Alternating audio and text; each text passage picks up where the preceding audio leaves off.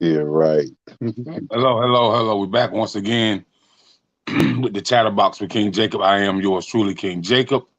And tonight we have a special guest out of the DMV area, Mr. Robert Tapper. And we're going to be talking about his story and, what he went through with the American justice system and how he was able to overcome and still become a successful man. And, his journey is speaking for itself. What's up, brother? How you? All right, and yourself?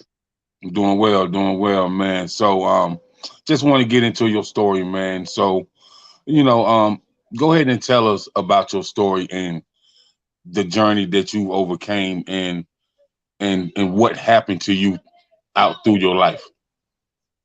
Okay, my name is Robert Taper, and I've been not gonna say fall. I was wrongly convicted.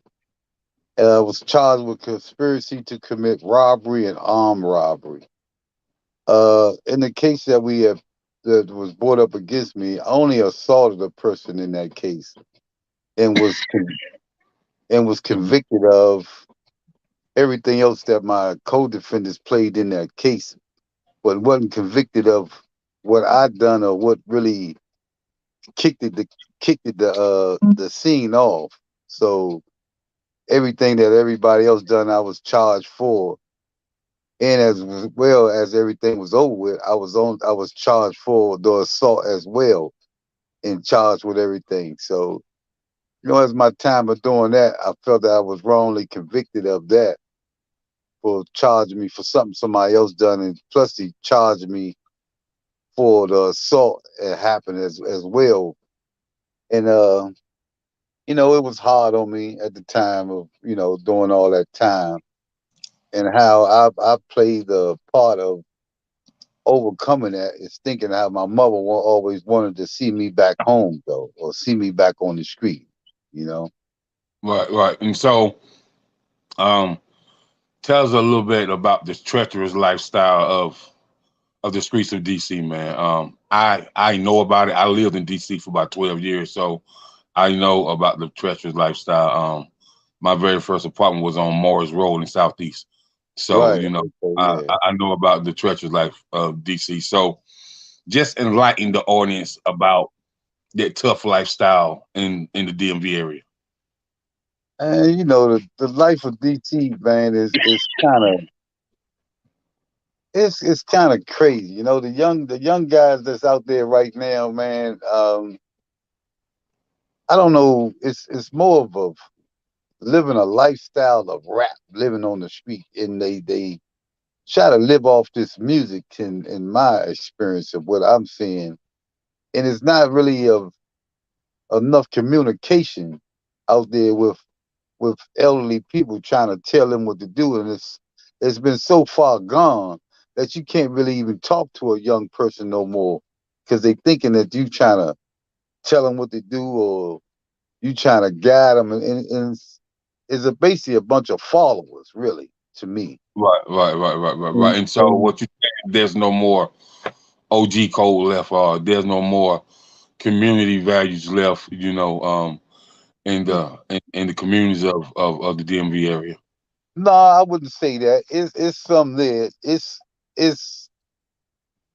you have a lot of followers, and people Uh-huh. don't want to take guidance of themselves. It's they look up to somebody in that group and follow behind them. Hmm. Sometimes that's all. If a person growed up with that environment around them, that's all they know of. It's not that they give themselves a chance to live a life. To find out there's something out there better than the street life for them. It started off with you trying to get fast money, and then at the fast money, you comes into all these other problems of things that's going on the street. It's not enough stuff out here for these kids to get into. There's not nobody kicking no knowledge to them, or trying to tell them what's wrong or right. As anyway, not none of them. I ain't gonna say not none of them. Some of them will listen. Some of them won't listen.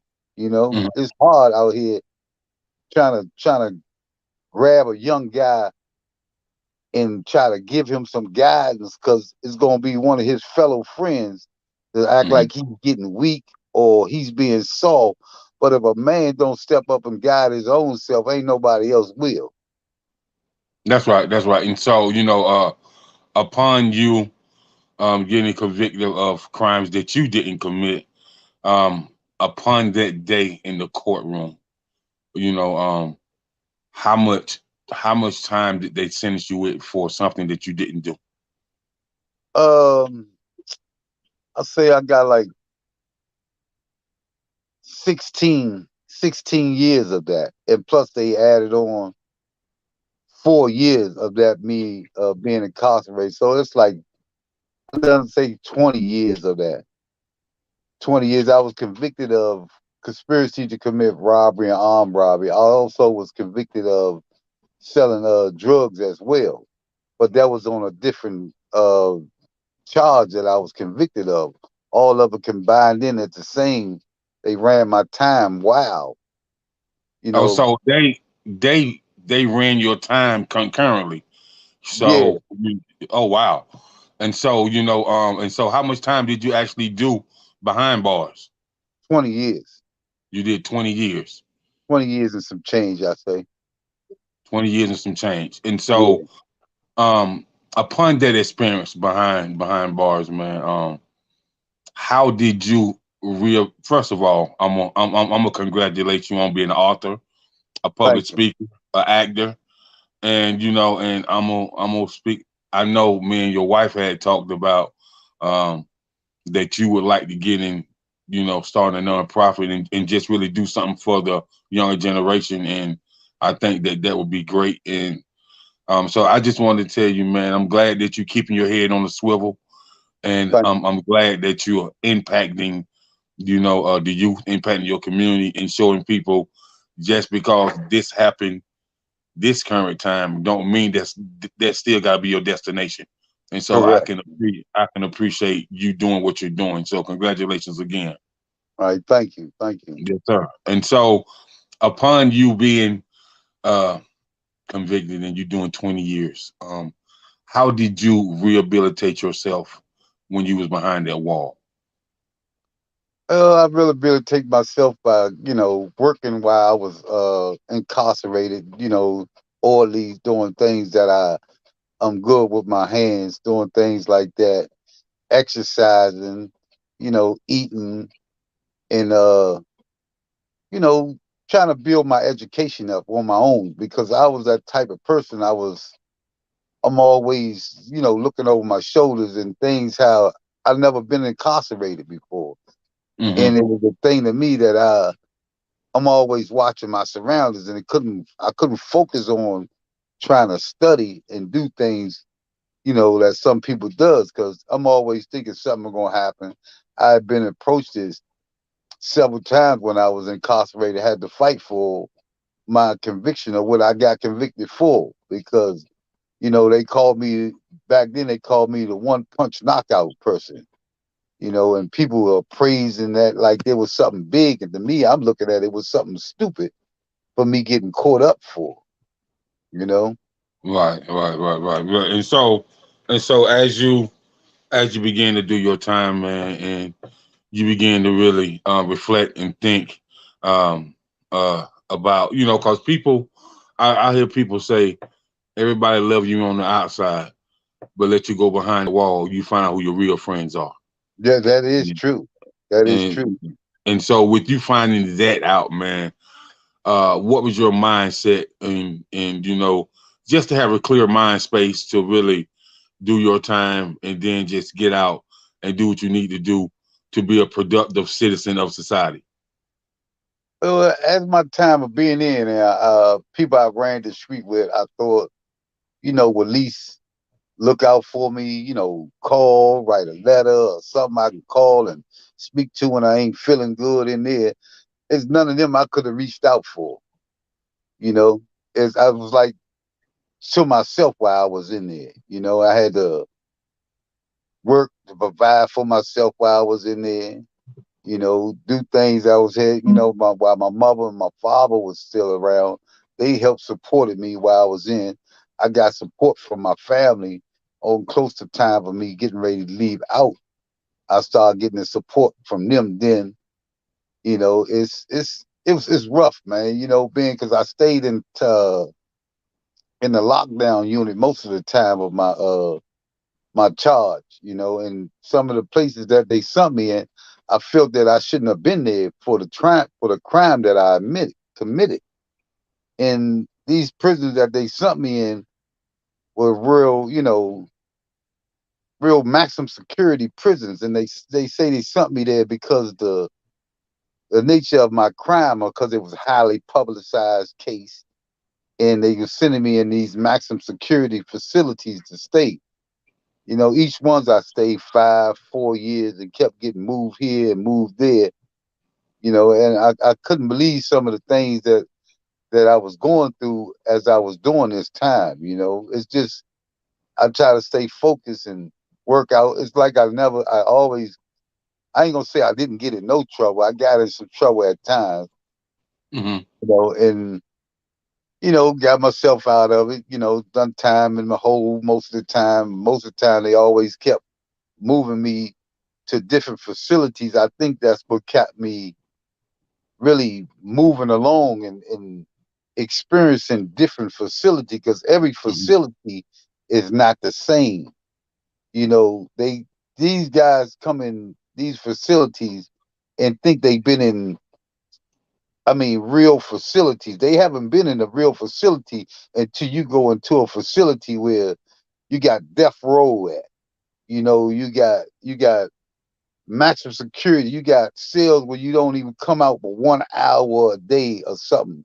I've been in Red Onion, I've been in Terry Hut, and them two prisons right there alone are very dangerous prisons, because you got people in there. You got people when you send people in a prison with death row, they doing over 20 years or better. You know what I'm saying? And then you in the environment where you're dealing with different jurisdictions of people, different gangs of people, and it's not it's not the same as you was if you was home. Everybody at home know each other's status, but when you're away from home, you have to come together with each other if you don't want to or do. Because if something happened over here in this, say I use this for example, if say something happened with some guys out in California or something. And if one guy get into something from DC, that everybody get into something from DC. If you don't even want to be involved with it, you still have to get involved with it, because somebody from that other jurisdiction will do something to you just because of where you from. Right, right, right, right, right, right. It's wild how they carry things in there, and then it just they give you the name DC Blacks. I don't even know where that name comes from. It's the prison system gives you that name to keep of I guess a page or book or whatever to see who is who and where you come from or whatever. But DC guys are real strong in the prison system. They uphold their own. It ain't all about that though. But some people I seen die from the smallest things in prison, man. And it was wild to me, and I'm thankful that I did make it out. Right, right, right, right. And so upon that, man, you said this was a high profile case, correct? Correct, And so when you say in high profile, it made news in media, correct? correct. Okay, so upon it making news in media, um, what was that attention like, man, and how did that affect your family, man? I'm saying I don't know how it affected them, because I never sat down and talked with them about how it affected them, but it affected me real Hmm. bad, because it was just a simple little fight or something that happened, and they blowed it out of proportion. My my my real opinion of what I think and why they blowed it out of proportion is because the same time, not exactly the same time, but in that year frame of my case happening, the Rodney King case happened. And I think they used me as like a cover up for what the police department done to him, and threw me more into the screen light of showing what I done instead of what they done. And I felt that Mhm. it was, to me, I felt what I done was the same thing they done. I got And into a so fight. and so what was the year and time frame of this right here? 89. So that was the time that Rayful Edmond was out there in the streets as well, right? Right. We all got caught up that same Rayful Edmonds, the R Street crew, and it was somebody else that got caught up in that. I think it was the convicted person of that case was R. Fisher. They all convict all of us at that one time. Now, they was all we was all in they however that circuit of getting us convicted, all of us at that same time. I ran across each and every one of those guys. While I was in there. Okay. Some people are not as bad as you seen them is. Some people was living that street life to make it by in life because how it was out in the street, the jobs, the situations they in, and some people carried it overboard, Right, right, and I, right, right. I can dig it. I can dig it, man. And so upon you going in there, man, what are some trades that you learned in there, man? And cause I know you're an author, you're a writer now. So was you already a writer before you went in, or no, did you really? Did you? Huh? no, I wasn't a writer when I went in. I was a sports athletic person. I was more into sports when I went in. My Okay. uh my I don't be like telling people, but my ability of me reading and writing was on a very low scale, Uh huh. and I learned how to read and write while I was in prison on my own. Okay. Okay. So I picked up those skills of myself of while I was in, and as I came out, I kept going on with it and going with things and accomplished some things of my own, what I'm very proud of and happy of myself for what I was doing. That's great. That's great, man. That's great that you use that time wisely to do something productive that's gonna carry you out through life. And so that's definitely a blessing, Thank you. because some people, you know, don't use their time wisely. They're angry, they're mad with the world, and they just let the time pass them by. And I'm not and, going. and I'm saying I'm gonna cut you off, but some things that you just said, I was an angry person. I'm an aggressive person, and I okay. still am angry at sometimes. But I Hmm. use my anger when I get that way. I use it in working out. I used to work out a lot. That's how I got myself in good shape and good fitness and all that. So my anger, and I feel that I go out work out 3 to 4 times a day when I was locked up. And the times I couldn't work out, I would work out inside the cell I was in. So by me Right, beating myself up or working out, I got time to be mad and I got to get some rest. You know what I'm saying? right. And so the meaning I was saying is you taught yourself how to read and write at a higher level in there. Right. That's positive, and you got to have a new mindset in order to do that. Correct. So if you had to focus on the old mindset, you wouldn't be able to do that. So that was a positive gesture and a positive way for you to really, when you came home, you really enchanneled that positivity on what you learned while you was incarcerated to really do something further. And so, Right. and we gonna get into what you have done further since you've been out. So, um, I'm just glad to see you home, my brother. And Thank you, and and, man. and cause some people never make it out. You know Right. what I mean? So some people never make it out, and that's a blessing. So upon that, we're gonna talk about you have a book coming out, right? Yes, sir. Okay, Yeah, and so July 13th. I have the book is already out. I okay, have a book tour, not a book, yeah, a book. Um, Would you have a book I have release a party, book. right? Yeah, book. Yeah, yeah. July the Okay. 13th, 31st. I mean, sorry about that, man. July 31st. Okay, okay, man. No worries. So tell us the title of the book and tell us about the book and what can people expect. The book is called "The Real Living Truth Story of Robert Lee Taper," and I explain to I give a little bit about my life, how I growed up, about the false incarceration that happened to me, and also put in some things that how I've been, how I've been becoming successful in for my time I spent.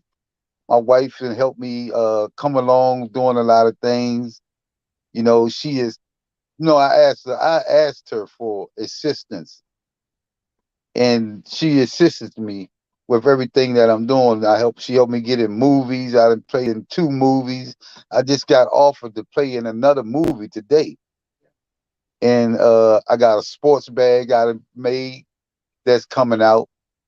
Um and we in a business, Mrs. and Mrs. Taper Enterprise LLC.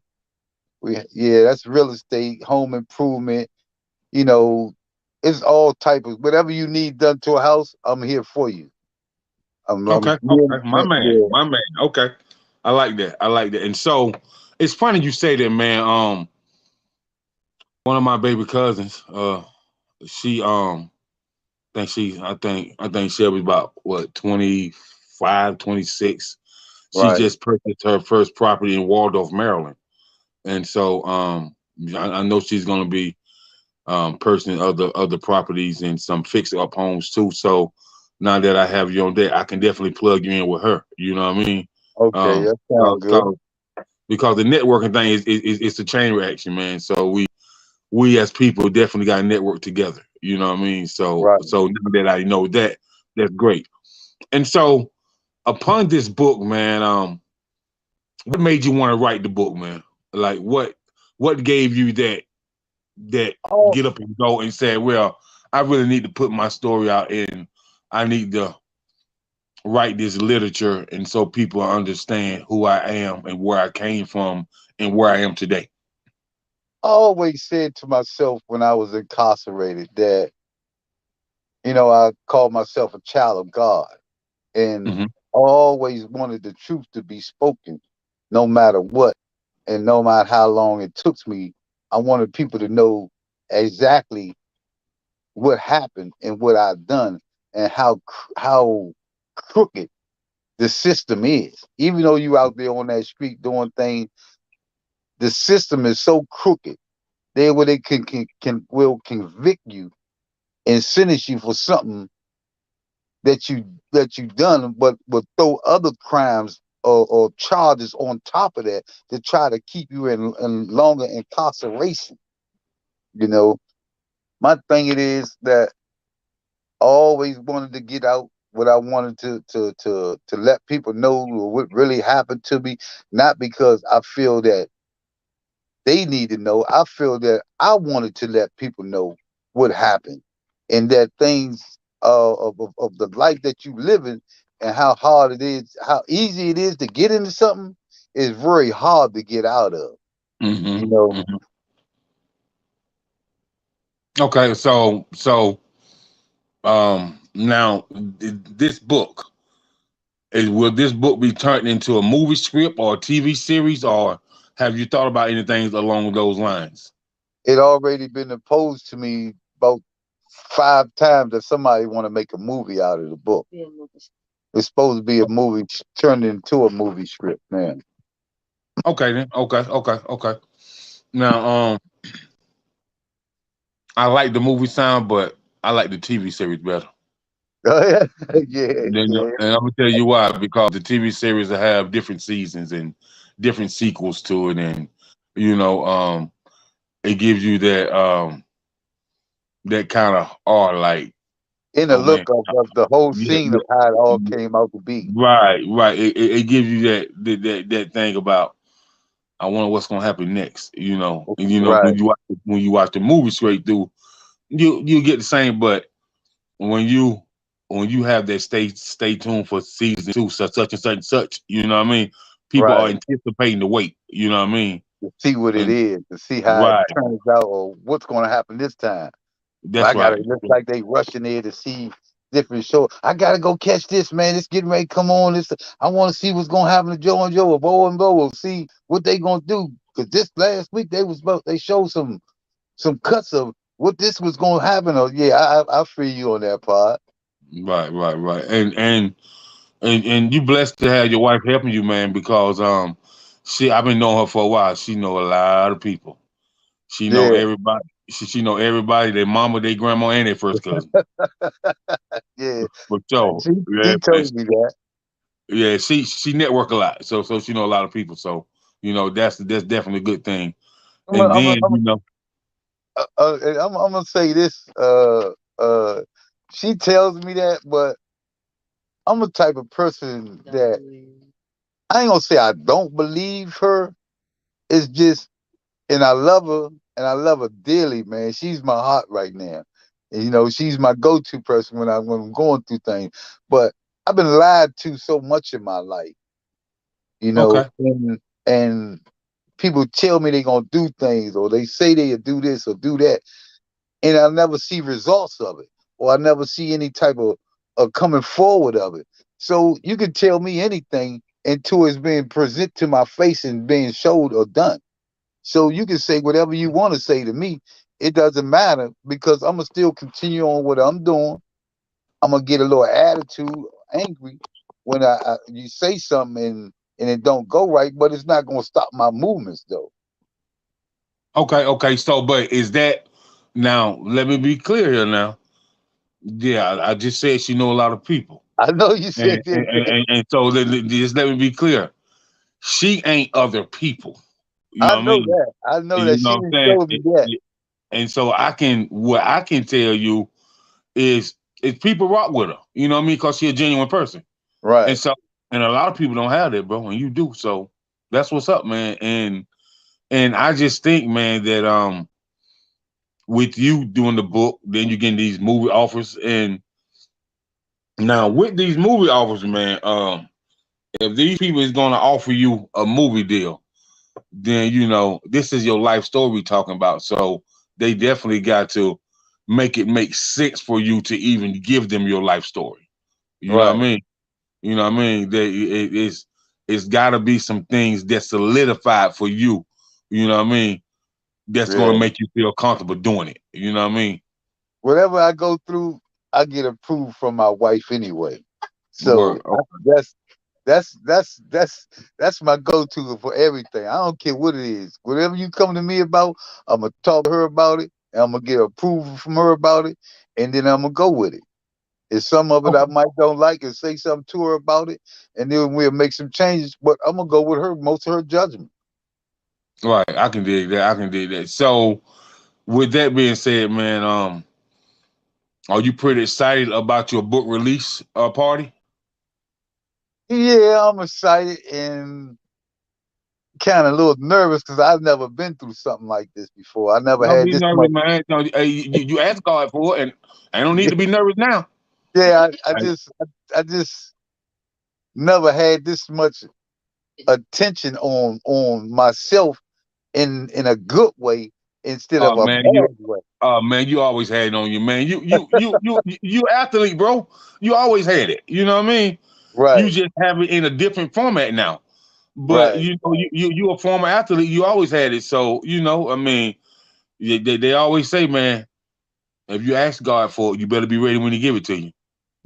I asked him for years ago, and seemed like every day. I ain't gonna say every day. Once in a while, of a vision of my past, of what I prayed for and asked for, I see a lighting of it. So it's something that even you pray for something, I got to learn in the part of when you pray for things, it don't just snap to you as like that. You It don't right? just come to you like that. And it might take you think it might take a day or two. Sometimes it might take a year because you haven't learned the lesson that he was trying to teach you or show you the guide, the way to go to it to get it. And That's I right. took that as a learning process. Have patience. Yeah, patience is everything, man. Especially when you're in this entertainment business. Don't nothing happen overnight and Rome wasn't built in a day. You definitely gotta have patience, man. You definitely gotta have patience. But if you have them patience and you stay consistent at what you're doing, stay Right. consistent on your goals, stay consistent on your communication, your networking, big things gonna happen, man. Because you couldn't tell me that you would have thought upon you coming home that you would already be in movies like that. No, You, I didn't. She always told me I'm gonna change your life. I look at it like, yeah, change it. What? I change. What you supposed to be changed? you know, only thing right, you change right now. I feel that I changed. I found a lovely, beautiful woman, man, that loves me. right, And when you find out that somebody loves you and really care about you, they know you. You know what I'm saying? They know your moves. They know how you act. They things you like. That's when you right, know somebody really cares about you. right. And see, upon that, she told you that she was gonna change your life. She So, did. so, man, she had already stirred that gumbo up and was ready to serve it to you. But you Yes, didn't believe her. But you didn't yeah. believe her. See, you didn't believe her. So she told you she was gonna change your life, and she did that. And so, man, and that's a blessing, man. So, upon you doing the movies, upon you getting the movie deals, you got the book signing coming and stuff like that. What can we expect from you next? Oh, I got a bag coming out. I got to design the RLT bag in Cologne, and Okay. I'm just ready to show some enlightenment of the world. And one thing I want to really really anticipate in now is that I see so much killing of real babies being taken away from us right now, man. Yeah. And that's something of me growing up, even in the street like that I lived at back in the times we lived, it wasn't no babies being taken like that. You know, with this crazy killing and all this. It's like, be a man, fight. You know what I'm saying? Fight it out. Right. Because sometimes in school I used to fight, and dudes that I didn't like they turned out to be one of your best friends. When y'all got to fighting. Yeah. Yeah. Yeah. So today's world and today's society is treacherous. It's cold hearted. You got people going and shooting up innocent kids in the school. You got people kidnapping babies, and you got people sex trafficking young women and young boys, which Right, is which is ridiculous, man. The sex trafficking industry is about a $4 billion business now, man. It's not just here in the U.S. It's global. You know what I mean? It's global. So, we definitely got to stand and do something about that. And we definitely got to stand and teach these kids, man, to be there for these kids, man, because these kids experience so much at a young age that we didn't experience till we got grown. right, right, You know what I mean? So you telling me, they got. I be looking at different stuff, man. You got kids that's 13 that's already hooked on meth. You know what I yeah. mean? You I got do kids believe that 15 that's already hooked on heroin, man. That's crazy. I do believe it could be a change in their life though. It's something that's have to be said. Well, it's just like I say, I'm gonna use myself as an example. As when I was coming up as a young person, and somebody try to tell me something or show me some guidance or something, but then I turn around and look at you and what you trying to tell me to do right, I see you Mhm. doing the opposite. Uh-huh. It's you using flaws in what you saying. If you gonna guide somebody, that means you got to be guiding yourself down that same path that you telling them where to go at. Because if you Mhm. saying telling me something, and then I see you doing something wrong, and then what makes you think I'm gonna go believe what you telling me? Right. A lot of young people look at that, man. They look at you as that person. or trying to help them, assist them, and they'll take anything that you're saying and believe it. But soon as they see you do something that's not right, then you done took their whole concentration off of you, and they go back to what they've been doing. Right, right. So you got to be a man of your word, a woman of your word when you talk to these children, because these children are gonna look and see what you're doing, and if you are that person that you say they is, then they're gonna listen to you every time. But if you're not, they don't want nothing to do with you, and that's Right. fact. But upon that, man, tell everybody how they can get in contact with you, how they can reach you, and for those that want to work with you, tell them how to tap in with you. Okay, my name is Robert Taper, Robert Lee Taper. I call myself the real living truth because I speaks that. And I try to give you the best understanding of what I tell you and on how I explain things to you. I have a business that's in effect that right now. And you want to contact me, you can contact me at Robert Taper 71 uh gmail.com. And my Okay. phone number, yeah, I don't know about my phone number, but if you contact me off that email address, and then we can get back in contact with each other. Because I am looking for, people that want to work and all that. Because I got business that's out in Baltimore. I got 80 houses they just gave me. I'm getting ready to get in a unit out in Las Vegas. They getting ready to set that up for me. I got DC houses coming towards me. I got a lot of things that's going on that I want to get back to the community and help younger people out. I want to try to open up some type of workshop that'll help younger people learn how to do things where they can go provide for themselves and get jobs and stuff. Hmm. Okay. Okay. Right. And then if you also need any help, I have a cousin out there in the DMV area that has a landscaping and a tree service, and Okay. I definitely plug you with him as well, man.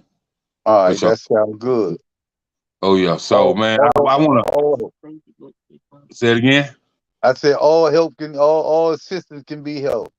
I hear that. I hear that. So I want to thank you for coming on. I want to thank your wife for tapping in with me and just giving me a brief synopsis of your story and whatnot. And I love to see brothers who went through something and people thought it was over for them, but they come out on top and they successful. And it sounds like you got a hell of a lot going on, man. And Oh and, and yeah. it's not. It sounds like God is just gonna keep blessing you as long as you do right, as long as you treat His people right, and as long as you allow Him to guide your footsteps, man. You gonna go there. You're gonna do Right. whatever you Right. set out to do. And so I just want to thank you for coming on with me, man. You've been locked in with the Chatterbox with King Jacob on this evening, and I really appreciate it, man. And so, if there's anything I can help you do, but I'm gonna be in touch with you this week anyway, about some nonprofit stuff and some people that I Okay. definitely want to plug you with. And I got a cousin out there that I'm gonna send your story to as well.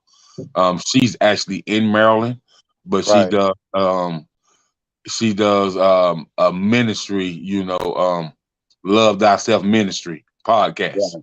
And so Okay. I'm definitely plug up with you as well, and I have her get in contact with your wife, and y'all can chop it up. But she my first cousin, so she gonna take care of you. Okay. Okay. Yes, sir. Yes, sir. So thank y'all for tapping in, man. I want to say peace, blessings, love, and I want to say until the next time, man. We out of here. All right. One thing I want to say, I want to thank you for allowing me to come on here, and I almost also want to say, if things seem like they not working in some things that fail in life, man, brush yourself off and get back up and keep going at it, man, because there's other obstacles out there you can try or work at to be successful in, man. Get what You you heard it, love bro. doing. Get Yes, what you sir. love Yes, sir. doing. You heard what he said. Do what you love doing and keep at it. And just know you blessed by the best. That's all. I ain't That's got no it. more to say after that. And no say it. Blessed by the best, man. We That out of thank here. you. Yes, sir. All right. Peace. Y'all be good. Peace out. All right. Love y'all, man. No doubt. All right.